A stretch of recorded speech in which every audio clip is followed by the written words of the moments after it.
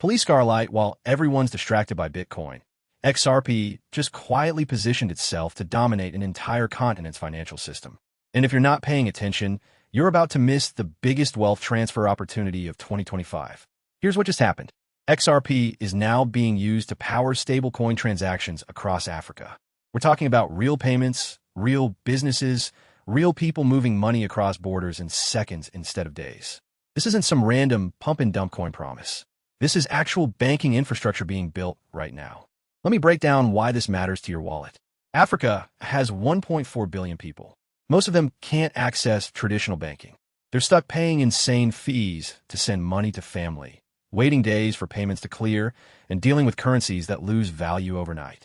XRP is solving all three problems at once. But here's where it gets really interesting.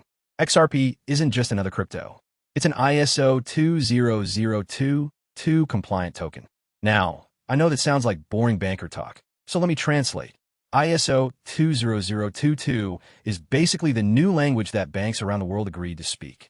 Think of it like this. Right now, banks use dozens of different systems that don't talk to each other well. It's like trying to have a conversation where everyone speaks a different language. ISO 20022 fixes that. It's a global standard that makes financial data flow smoothly between banks, payment processors, and yes, certain cryptocurrencies. Only a handful of tokens are built to work with this system. XRP is one of them. So is XLM.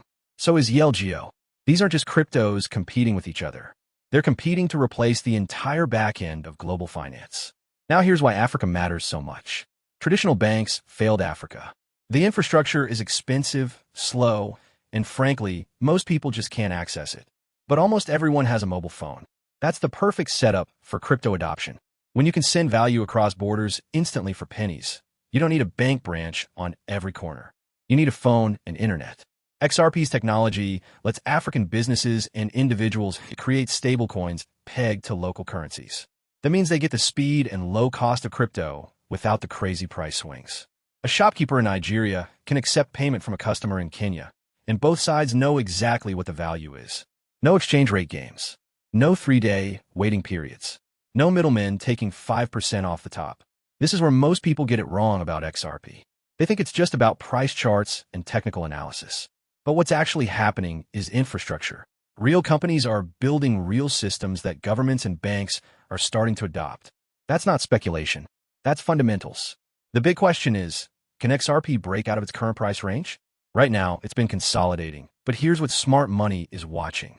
If African adoption continues growing and more countries start using XRP-based stablecoin systems, that creates real demand. Not hype demand.